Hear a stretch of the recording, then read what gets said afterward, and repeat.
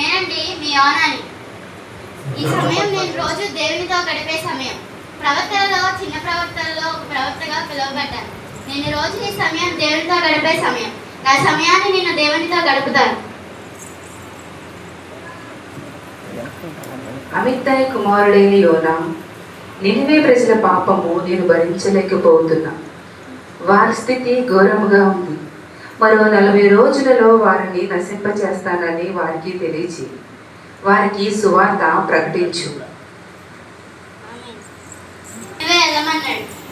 దేవుడు నన్ను నినివే వెళ్ళమన్నాడు.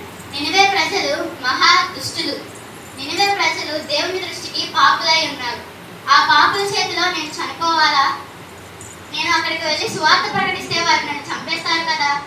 ఏం చేయాలి? తశీషు వెళ్తాను. తశీషుకు పారిపోతాను. ఎక్కేవారు ఎవరైనా ఉంటే రండి. తర్షీషుకు వెళ్ళే వాడు బయలుదేరుతుంది. ఎక్కేవారు ఎవరైనా ఉంటే రండి. తర్షీషుకు వెళ్ళే వాడు ఎక్కేవారు ఎవరైనా ఉంటే రండి. తర్షీషుకు వెళ్ళే వాడు కనిపించింది. నేను అందులో ఎక్కి పారిపోతాను. నిజానికి ఈ ప్రదేశం చాలా బాగుంది. నేను చాలా అలసిపోయాను.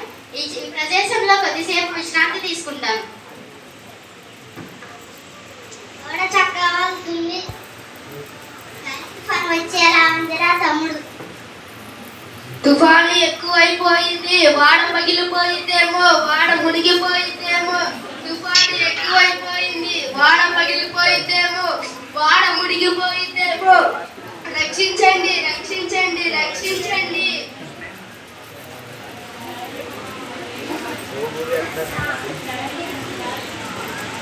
లగేజ్ సామాన్లు పడేది. వాడ గురువు తగ్గిద్దేమో, వాడ నిలబడిద్దేమో. ఎవరు దేవుల్ని వాళ్ళు ప్రార్థించండి. ఎవరో ఒకళ్ళు మనల్ని రక్షించవచ్చు. ఓయి నిద్రపోతా, ఏం చేస్తున్నావు? మనం చచ్చేలా ఉన్న మీ దేవుణ్ణి నువ్వు ప్రార్థించు. ఎవరో ఒకళ్ళు మనల్ని రక్షించవచ్చు.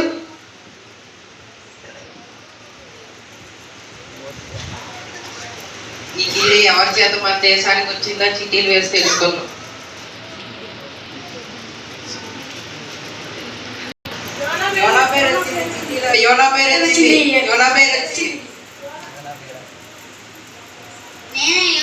నేను హెబ్రీయుడను.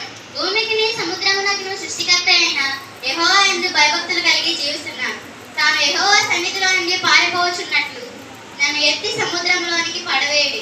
అప్పుడు ఈ గాలి ఈ తుఫాను నిమ్మలమవును.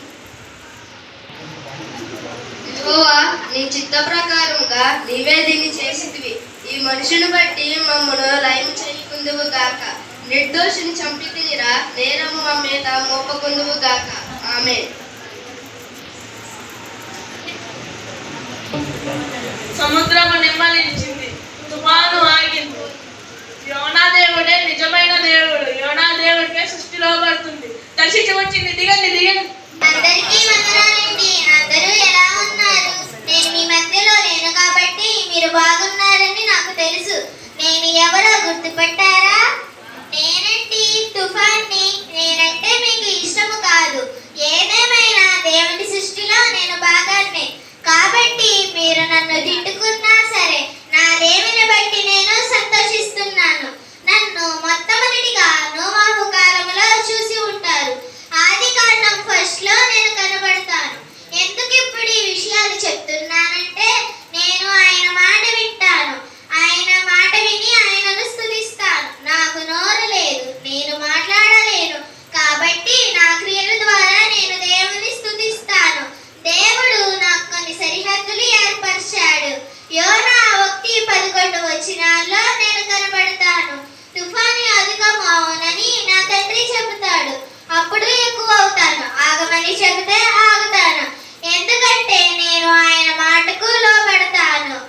ఆయన పని చేయడం ద్వారా దేవుని స్తుతించి సంతోషిస్తాను. యోనా కోసం ఇప్పుడు దేవుడు నన్ను వాడుకుంటాడు.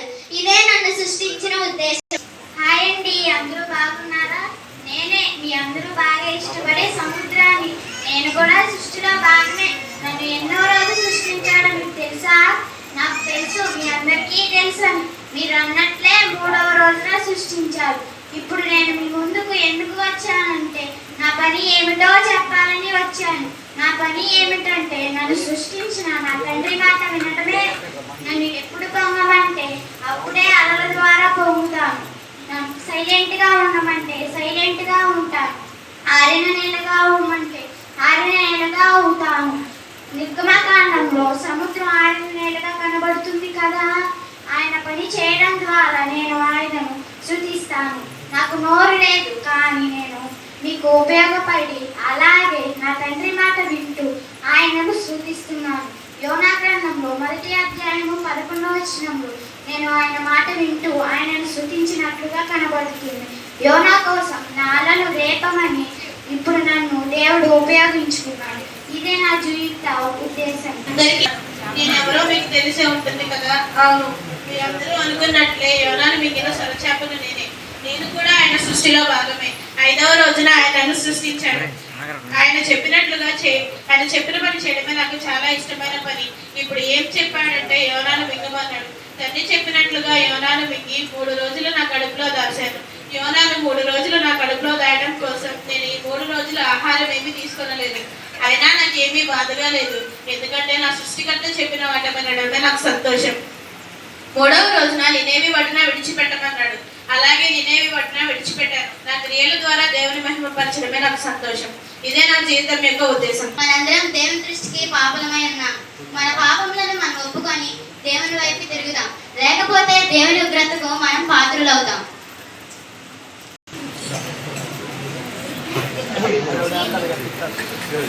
ఏంటండి అందరూ నన్ను అలా చూస్తున్నారు? నేను ఎవరా అని చూస్తున్నారా? అందరూ బాగున్నారా? నేనండి మీ అందరికీ ఇష్టమైన మీ అందరి ఇళ్లలో ఉండే సబ్జెక్టునండి. ఇప్పుడు నేను మీ ముందుకు ఎందుకు వచ్చానంటే నన్ను సృష్టించిన నా తండ్రి నన్ను ఎందుకు కలగజేశాడో చెప్పడానికి. నేను కూడా ఆయన సృష్టిలో భాగమే. 3వ రోజున ఆయన నన్ను సృష్టించాడు. మీకు మంచి ఫలాలు ఇవ్వడమే నా ఉద్దేశం. మానవులకు అదేనండి మీ అందరికీ ఉపయోగపడమే దేవుడు నన్ను సృష్టించడం యొక్క ఉద్దేశం. ఇప్పుడు ఎందుకు చెప్తున్నానంటే యోనా గ్రంథం 3వ అధ్యాయం 6వ వచనంలో నేను మీకు కనపడుతున్నాను. దేవుడు నాకు ఒక మాట చెప్పాడు. 1 రోజులో పుట్టి పెద్దదాన్ని అవ్వాలని. నేను కూడా తండ్రి చెప్పినట్లే చేశాను. 2వ రోజు ఒక పురుగు, తాను కూడా నా ఫ్రెండే, తను వచ్చి తిని నేను చనిపోవడానికి కారణమైంది. అలా చేస్తే మీకు బాధ కలగదా? చెప్పండి. బాధ కలుగుతుంది కదా, కానీ నాకు బాధ లేదు. ఎందుకంటే అలా 2వ రోజు చనిపోవాలని తండ్రి ఉద్దేశం. కాబట్టి ఆయన పని చేయడం నాకు ఇష్టం, కాబట్టి నాకు బాధ లేదు. అలా దేవుని పని చేయడమే నా జీవితం యొక్క లక్ష్యం. అప్పుడే నేను దేవుని స్తుతించగలను. అదనమాట నా స్టోరీ. Thank you. అందరు బాగున్నారా? నేను ఎవరు అని అనుకుంటున్నారా? నేను ఒక పురుగును. పురుగేంటి ఇలా వచ్చింది అనుకుంటున్నారా? ఈ రోజు నేను మీకు ఒక విషయం చెప్పాలనుకుంటున్నాను. మనందరికీ తెలుసు కదా, తండ్రి అయిన దేవుడే ఈ సృష్టిని చేశాడు. నేను కూడా ఆయన సృష్టిలో భాగమే. ఆయన నన్ను 5వ రోజున చేశాడు. ఆయనే నన్ను సృష్టించాడు. నేను ఆయన మాట వింటాను. ఆయన మాట వినడం ద్వారా ఆయనను స్తుతిస్తాను. ఇప్పుడు ఎందుకు ఆ విషయం చెబుతున్నానంటే యోనా గ్రంథంలో మీరు నన్ను చూస్తారు. 3వ అధ్యాయం 7వ వచనంలో నేను మీకు కనబడతాను. దేవుడు నాకు ఒక పని చెప్పాడు. అది ఏమిటంటే సొరపాదును కొట్టమన్నాడు. అప్పుడు నేను అమ్మో, ఇంత పెద్ద పాదును నేను ఎలా కొడతాను అని అనుకోలేదు. నిజంగా ఆ పని నాకు కష్టమైనా నాకు ఇబ్బందిగా నేను తండ్రితో చెప్పలేదు. తండ్రి మాటకు లోబడి చెప్పిన పని చేశాను. ఇంత చిన్ని జీవని అయినా నా తండ్రి మాట వినడం నాకు సంతోషం. నేను నా తండ్రి కోసమే జీవిస్తా. నా ద్వారా దేవుడు మహిమపరచబడడమే నా జీవిత ఉద్దేశం. ఇంకా ఎందుకు బ్రతికించుచున్నాను? నన్ను తీసేసుకోదేవా, నన్ను తీసేసుకో. యోనా, ఈ యొక్క నువ్వు పెంచకుండా కాయకుండా 1 రోజు పుట్టి 1 రోజులో చనిపోయిన సొరపాటును బట్టి నువ్వు ఇంత బాధపడుతున్నావే. ఆ యొక్క నినివే ప్రజలను బట్టి వారందరినీ నశింప చేయడానికి నేను ఎంత బాధపడాలి? యోనా, ఒకసారి యొక్క జనాంగాన్ని బట్టి నా యొక్క బాధను నీవు గ్రహించాలి. కూడా దేవుని ఇష్టమా? యోనా గ్రంథంలో సృష్టి దేవుని మాట వింటున్నట్టుగా మనందరం కూడా దేవుని మాట విందాం. సృష్టిని కలుగు చేసింది దేవుడు. సృష్టి మన కోసం, మనం దేవుని కోసం. సృష్టిని కాపాడదాం, సృష్టి మనల్ని కాపాడుతుంది. Thank you.